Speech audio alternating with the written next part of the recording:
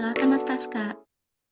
Eh, ya, Assalamualaikum warahmatullahi wabarakatuh. Nah, seperti biasa ya, kita balik lagi nih buat belajar gimana sih bikin apa namanya itu bikin chart di Laravel nih. Tak udah ada yang pernah bikin chart belum sebelumnya? Kalau belum ada, kita langsung aja ya ke ini. Ya, sekarang bahasan untuk kali ini tuh membuat chart untuk analisis data. Jadi biasanya kan kita membuat chart atau membuat informasi tentang siapa aja, berapa banyak sih yang udah pernah minjem. Kalau sekarang kan case-nya tuh eh, library, berapa banyak sih penyewanya, terus berapa banyak orang yang telat bayar. Itu kan semua informasi-informasi penting ya untuk misalnya laporan laporan laporan bulanan, buat ke report ke atasan. pasti itu ada pasti itu tuh laporan itu bentukannya chart. Nah, sebelum itu tuh kita tahu dulu nih chart itu apa. Nah, oke, next. Ngelek ya. Nah, oke. Definisi dulu ya. Nah, chart atau grafik itu adalah alat yang sangat efektif nih untuk mempresentasikan data karena mampu menyajikan informasi dalam bentuk visual yang mudah dipahami. Terus chart juga memungkinkan kita untuk menyajikan data dalam berbagai bentuk seperti garis, batang, lingkaran, dan lainnya yang masing-masing memiliki keunggulan dalam menyampaikan jenis informasi tertentu. Jadi kalau misalnya kita mau butuh report kan biar kita paham paham dong, misalnya berapa banyak yang udah misalnya kalau case-nya itu library ini case misalnya mau berapa banyak orang yang sudah minjem, orang yang telat bayar, orang yang user member kita ada berapa banyak misalnya. Nah, itu kan bisa buat report report apa sih buat report ke atasan tuh bisa tuh. Nah, nggak mungkin dong kita langsung kasih data mentah, apa namanya langsung data mentah ini reportnya bulan segini tanpa tanpa apa tanpa di representasikan ke bentuk lain, karena kan eh, nanti berarti lebih repot lagi nanti yang baca si data raw-nya kan, nggak mungkin kan. Jadi ini juga bisa ngebantu buat report tuh biar bisa menyajikan informasi yang informatif. Terus bisa juga untuk apa namanya menganalisis datanya itu. Oh, ternyata bulan sekian tuh yang minjem bukunya tuh misalnya 20, terus bulan berikutnya itu yang minjem buku 30. Berarti kan itu ada penaikan yang minjem bukunya kan.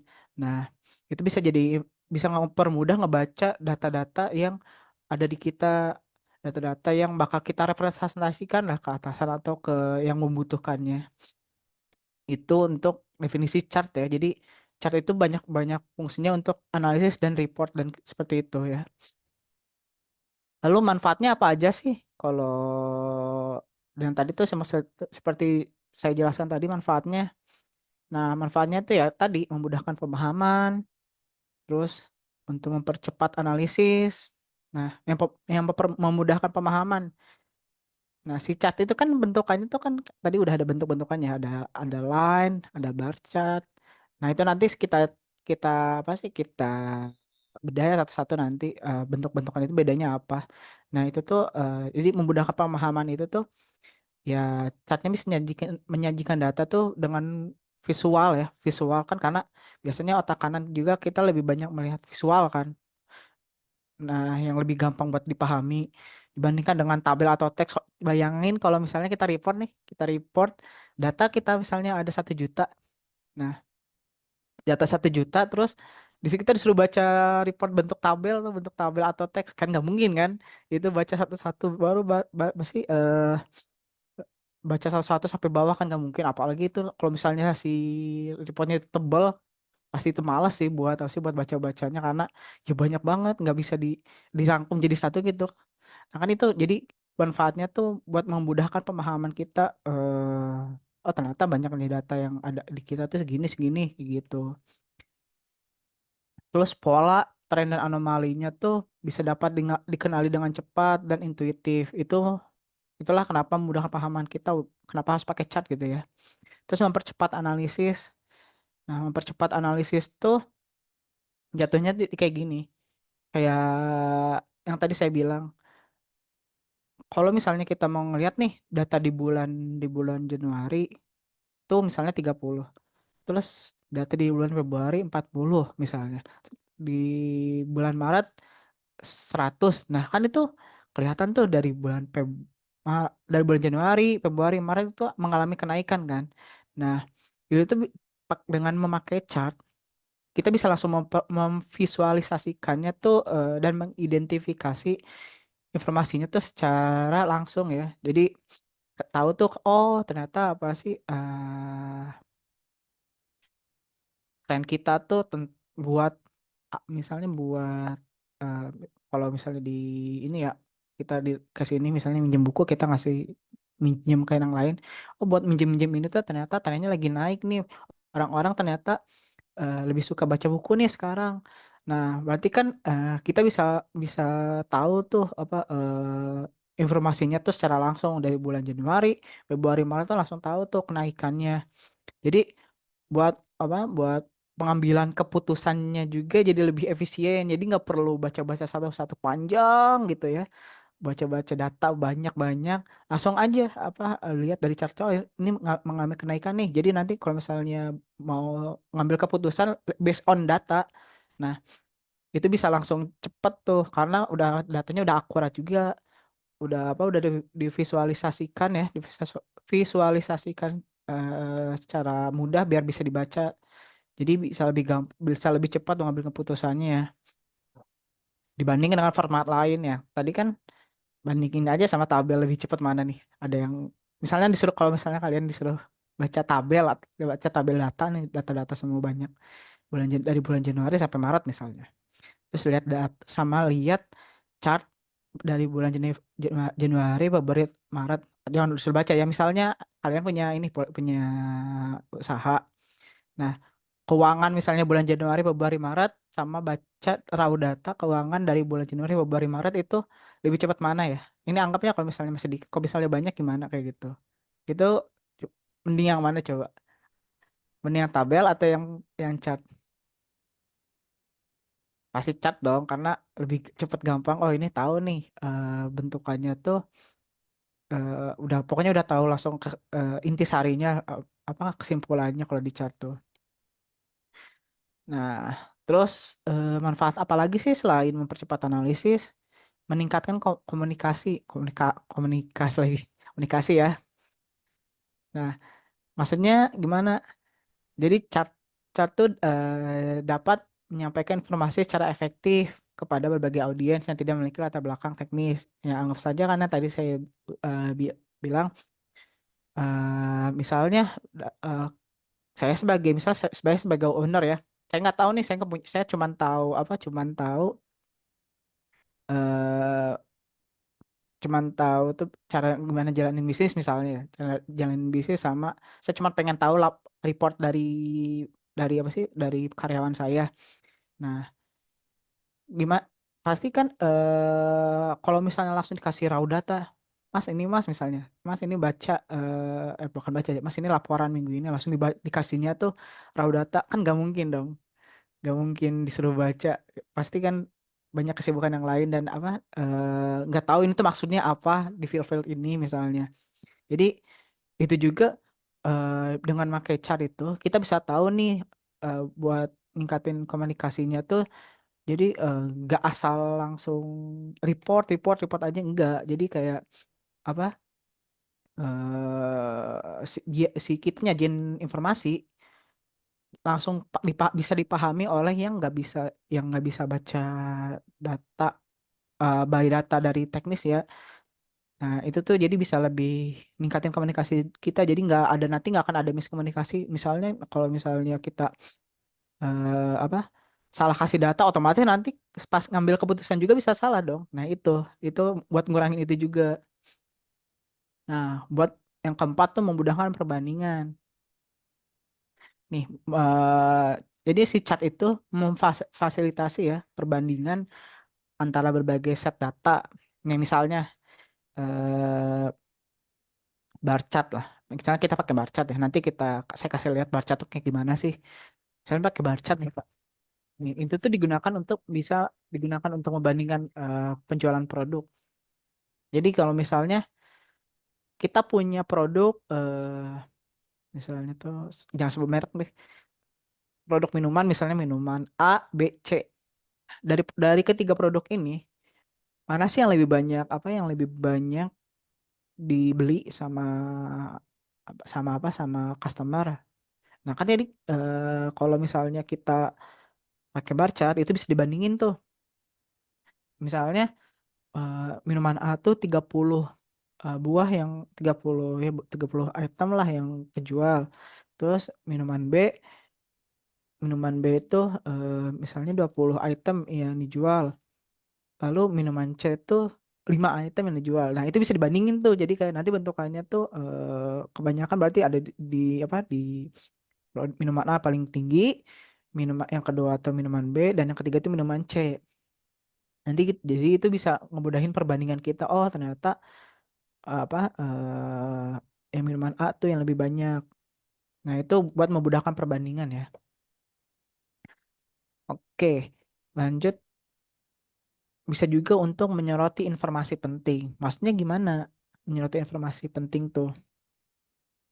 Nah, dengan gunain elemen visual ya, dengan kita gunain cat. Cat itu apa sih seperti warna sama ukuran ya dengan pakai cat itu. Itu tuh dapat menyoroti nih informasi penting atau kritis dalam data. Jadi pengguna itu dapat fokus ke area yang membutuhkan perhatian. Misalnya misalnya kita mau ada sentimen lebih ke apa sih di mata orang tuh misalnya ada kejadian banjir, banjir di ini deh Rancamanyar misalnya, banjir di Rancamanyar ya. Nah, biasanya kan Rancamanyar banjir. Kalau hujan deras itu Rancamanyar banjir. Nah, kalau apa sih pandangan orang tentang banjir Rancamanyar? Mungkin ada yang positif lah atau ada yang netral, nggak mau tahu misalnya ada yang negatif atau ya kita ngelihatnya itu tuh sebagai apa kejadian yang ini apa ya jelek lah. Nah, misalnya banyakannya ini nih kebanyakannya kebanyakannya tuh kan negatif karena ini tuh akibat gagal buang sampah sembarangan atau karena nggak ada saluran air yang bagus gitu buat ngalirin air hujan. Nah, jadi kalau kita pakai misalnya itu kan pakai pie chart tuh, itu bisa bisa dibandingin misalnya yang negatif 50%, positif 5% atau netral yang gak mau tahu misalnya 45%. Nah, yang butuh perhatian tuh kan yang negatifnya tuh. Apa sih yang dipikirin orang-orang? Yang dipikirin orang-orang eh buat tentang kejadian banjir di Ranca Manyar ini. Ya, nanti itu pemerintah bisa langsung dari orang-orang tuh ternyata kurangnya ini misalnya jalan saluran airnya nggak ada. Nah, otomatis pemerintah kalau misalnya bisa baca data langsung ke yang kritis itu yang negatif itu, otomatis pemerintah bisa ngambil keputusan dengan berfokus pada berfokus pada yang kritis tadi yang misalnya nggak ada ya saluran airnya. Nah, jadi nanti dari pemerintah bisa langsung bikin saluran air agar bisa bisa nggak banjir lagi di Camanyar itu contohnya ya.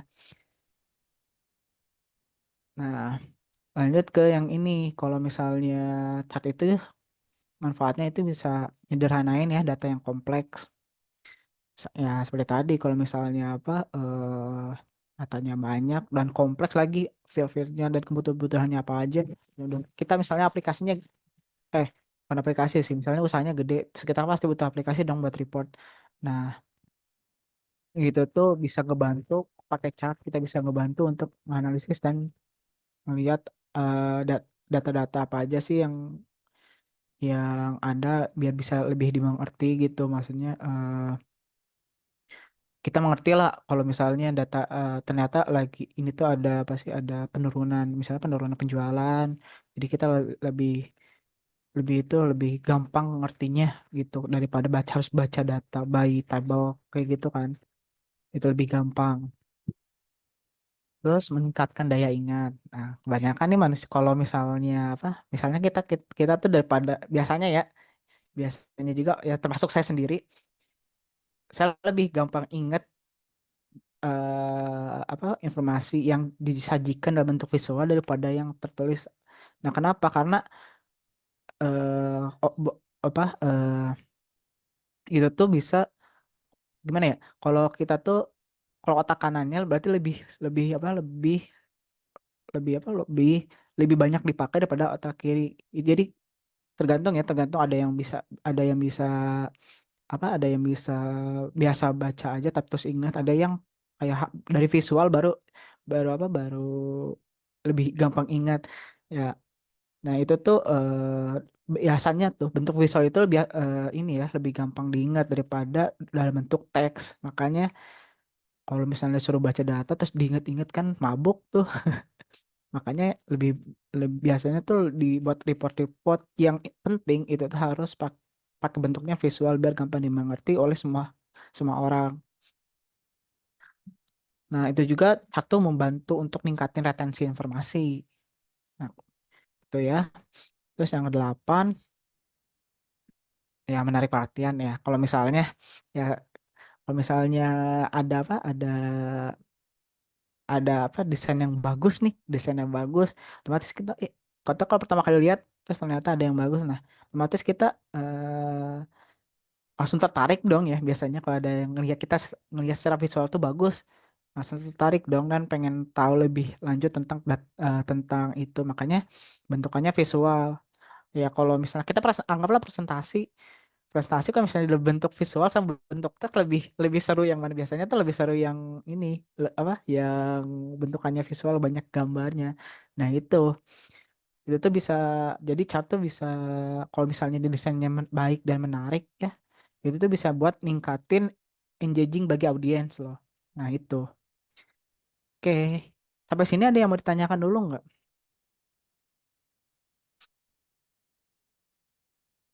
Nah, kita langsung masuk ya kalau nggak ada yang ditanyakan. Takutnya ada yang kecepatan nih. Saya nyampeinnya. Ada yang mau nanya dulu nggak? Oke, kalau nggak ada, kita lanjut ya ke jenis-jenis chart. Nah, yang tadi saya jelasin nih, masuk nih yang ramen yang ada visualnya, jenis chart.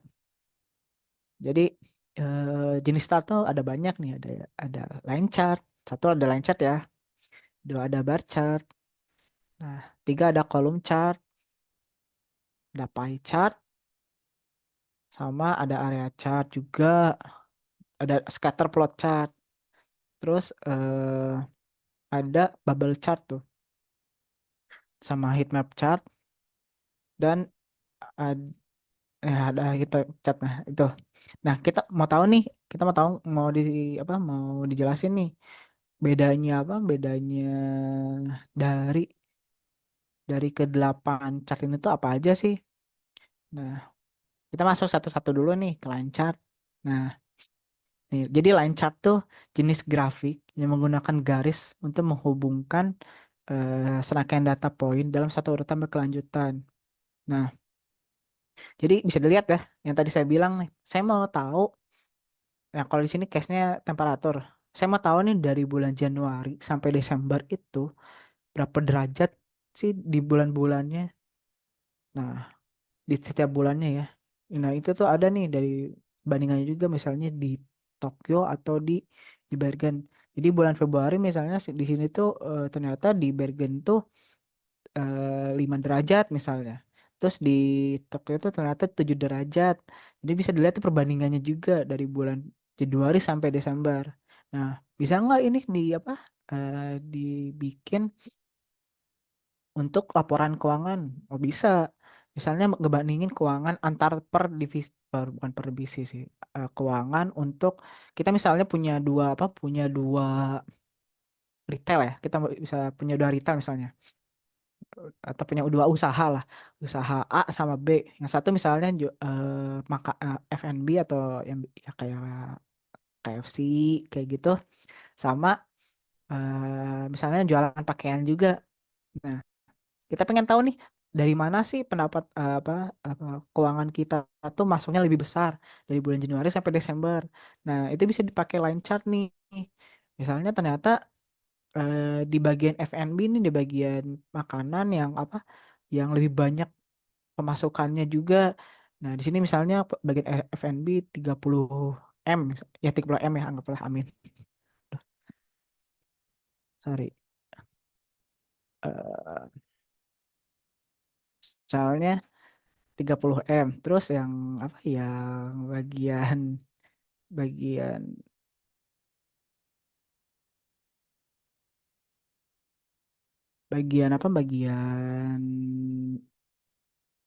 ini yang tadi tuh pakaian ternyata lebih dikit apa namanya? Masukannya, penjualannya lebih dikit.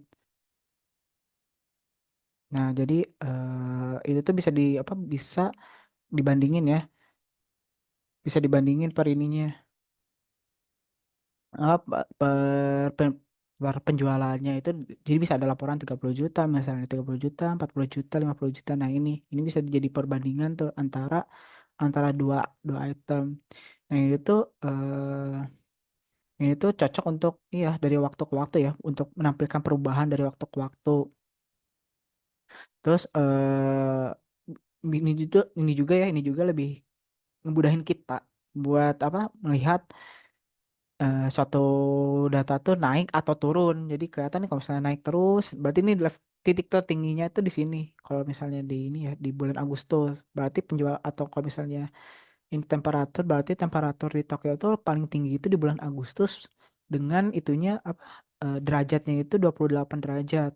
Sedangkan yang ini yang di Bergen ini ternyata paling tinggi juga di Agustus, tapi dia tuh di mungkin di sekitar 16 derajat kayak gitu. Jadi bisa ngeliat perbandingan dua di setiap waktu ke waktu ya. Tuh. Nah, sampai sini ada yang mau ditanyain dulu nggak tentang line chart?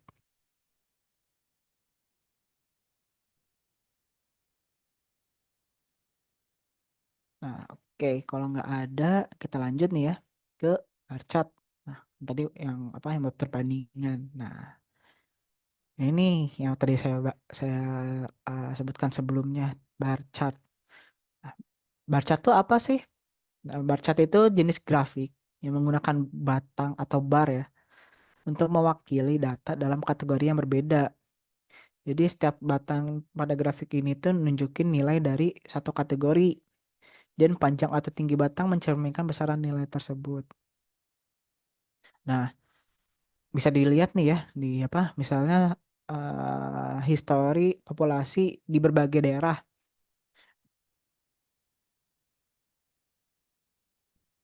Nah, kita bisa dilihat nih itu ada dari tahun 1990 sama 2000 dan 2021 2021 ya. Di misalnya yang tahun 1990, tahun 2000 sama tahun 2021. Kita pengen lihat di Afrika misalnya. Dia tuh populasi di Afrika dari tahun 90 sampai 2021 tuh berapa banyak sih? Ternyata ngalami kenaikan nih. Jadi dari 632 ke 814 terus ke 1393 1393. Otomatis kita bisa langsung lihat nih, oh ternyata di Afrika naikin pasti mengalami kenaikan populasi. Jadi kalau misalnya disuruh baca data dulu nih misalnya anggaplah ini tuh direpresentasikan sebagai apa dalam bentuk Excel ya. Ya. Nah, ini kalau misalnya kita baca terus panjang, panjang ya kita tuh. Itu kita harus lihat dulu nih, bandingin dulu nih. Biasanya antara antara baris satu 2 dan 3 kita harus bandingin nih, oh ternyata ini lebih besar dari ini, terus yang kedua tuh lebih besar dari juga ini juga yang ketiga dari kedua. Nah, itu kan apa ribet ya kalau kalau dilihat ya.